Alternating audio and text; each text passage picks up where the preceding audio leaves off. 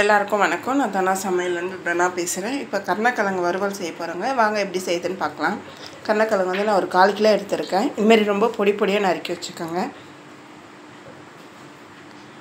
இது கூட கொஞ்சம் மிளகாத்தூள், உங்கள் காரத்துக்கு ஏற்ற மாதிரி போட்டுக்கோங்க. தேவையான அளவுக்கு உப்பு,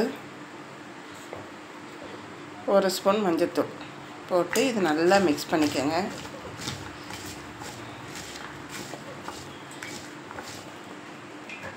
இது நல்லா இது உப்பு, மிளகாத்தூள், மஞ்சத்தூள்லாம் போட்டு நல்லா மிக்ஸ் பண்ணியிருக்கேங்க. இப்போ இது ஒரு ஓரமாக இருக்கட்டும். நான் ஒரு கடாய் வச்சுருக்கேங்க. அதில் வந்து ஒரு 4 டேபிள் ஸ்பூன் அளவுக்கு எண்ணெய் விட்டுருக்கேன். கொஞ்சம் கடுகு, கொஞ்சம் சீரகம் போட்டு இப்போ நல்லா பொரிட்டோங்க. கடுகு நல்லா பொரிஞ்சிருச்சுங்க. இப்போ நம்ம உப்பு மிளகாத்தூள் போட்டு கலக்கி வச்சுருக்கோம் பார்த்திங்களா, அந்த கருணக்கிழங்கு இதில் போட்டுக்கலாம். நல்லா மிக்ஸ் பண்ணிக்கோங்க.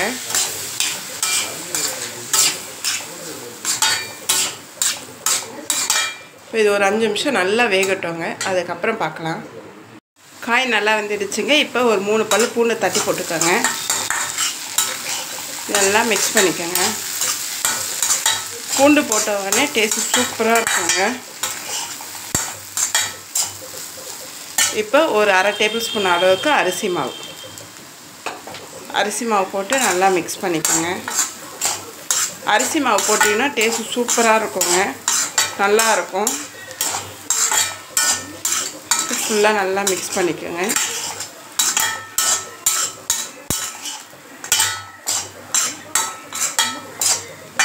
அவ்வளோதாங்க, சூப்பரான கருணக்கிழங்கு பொரியல் ரெடி ஆயிடுச்சு.